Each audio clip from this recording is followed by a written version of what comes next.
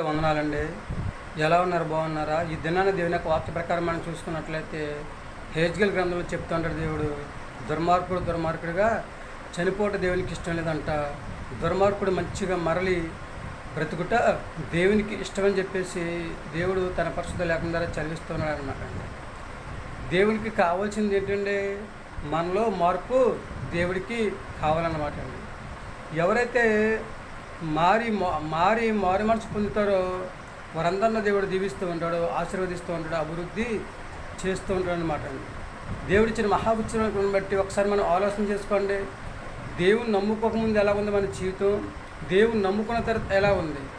కొంచెం కాకపోతే కొంచెమన్నా మారు మనసు పొందామా? మన జీవితంలో మార్పు అనేది వచ్చిందా? ఒకసారి ఆలోచన చేసుకోండి సహోదరులారా. దేవుడిచ్చిన మహాపుత్రులను బట్టి అపొస్తలుల కార్యాల్లో చూడండి,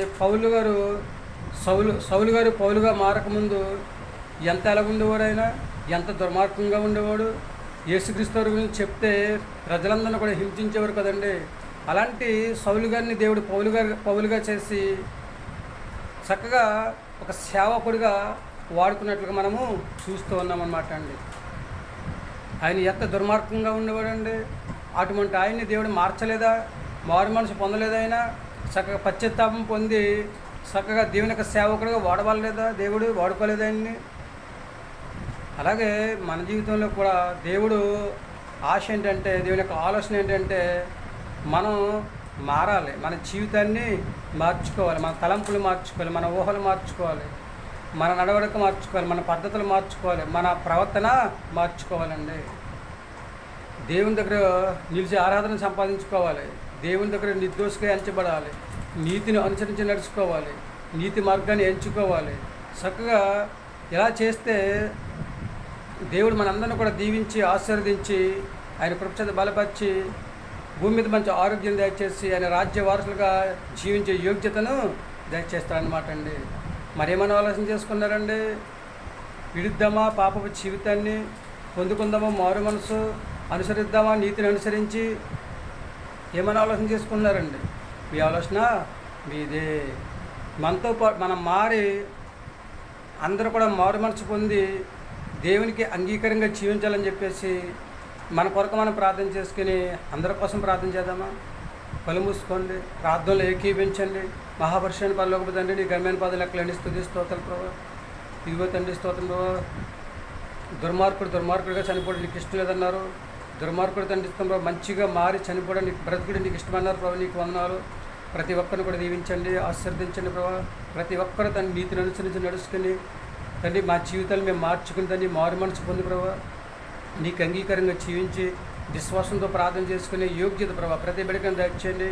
ఉద్యోగాలు చేస్తున్న వారిని, వ్యాపారం చేస్తున్న వారిని తండ్రి స్తోత్రం ప్రభావ. చేతువృత్తులు చేస్తున్న వారిని తండ్రి స్తోత్రం ప్రభావ. వివాహం కోసం ఎదురు చూస్తున్న వారిని దండిస్తున్న ప్రభావ. అనారోగ్యంగా ఉన్న వాళ్ళని దండిస్తున్న ప్రభావ. అందరిని కూడా దీవించి ఆశీర్వదించి నీ కృపచేత బలపరిచి నీ దివ్యమైన ఆశీర్వాదాలు పంపించమని చక్కగా ప్రతి ఒక్కరు కూడా తండ్రి మారు మనసు పొంది నీకు అంగీకారంగా జీవించి విశ్వాసంతో ప్రార్థన చేసుకుని యోగ్యత దయచేసి ప్రతి ఒక్కరికి కూడా మంచి ఆరోగ్యం దయచేయమని, మా ప్రార్థనలకు ఇస్తాను, మా ప్రార్థన ప్రతిఫలం దయచేయమని మా కొరకు తరగని యేసుక్రీస్తు పేసమని నమ్మలాడి వేడుకొంచున్నాం తండ్రి. ఆమేన్.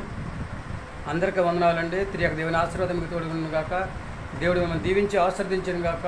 ఆమేన్. దేవుడు ఇచ్చిన మహాఉత్సవాన్ని కొనబట్టి ఆయన కాపుదలను బట్టి మన అందరం కూడా మన జీవితాన్ని మార్చుకొని దేవుడికి అంగీకారంగా జీవించి చక్కగా భూమి మీద హాయిగా జీవించే యోగ్యతను సంపాదించుకునే స్థితిని కలిగి ఉందామండి. మరేమంటారు? ఈ ఆలోచన మీది. పౌలు గారిని దేవుడు మార్చలేదా? సేవకుడిగా మంచిగా మార్చి ఆయన్ని బ్రతికేలా చేయలేదు దేవుడు? మన జీవితంలో దేవుడు మనల్ని కూడా మార్చి ఎన్ని శ్రమలు, శోధనలు, ఇబ్బందులు, ఇరుకులు ఎన్ని అయితే సహించావో రెట్టింపు ఆనందాన్ని, ఆశీర్వాదాన్ని, ఉల్లాసాన్ని, ఉత్సాహాన్ని, ఆనందాన్ని మన హృదయంలో నింపి భూమి మీద హాయిగా జీవించే యోగ్యతను సంపాదించుకునే స్థితిని దేవుడు మనకు కలగజేస్తూ ఉంటాడు కనుక మరి మనం ఏమైనా ఆలోచన చేసుకున్నామంటే sisters and brothers, mothers and brothers ఒకసారి ఆలోచన చేసుకోండి. మదర్స్ అండ్ ఫాదర్స్ ఏమైనా ఆలోచన చేసుకున్నారండి? మీ జీవితాన్ని మార్చుకోవాలని ఆలోచన కలిగి ఉన్నారా? దేవుని మాట వింటారా? ఆయన మాట ప్రకారం నడుచుకుంటారా? పొందుతారా మారు మనసు? మరేమంటారండి? 100% దేవుడి మాట విని ఆయన మాట ప్రకారం నడుచుకుని అందరం కూడా మన జీవితాన్ని మార్చుకుని దేవుడి మాట విని ఆయన మాట ప్రకారం నడుచుకుని మారు మనసు పొంది చక్కగా దేవునికి అంగీకారంగా జీవించే యోగ్యత దేవుడు మనందరికీ దయచేయను గాక. ఆమె ఏమంటారండి? మీ ఆలోచన మీదే. అందరికీ వందనాలు.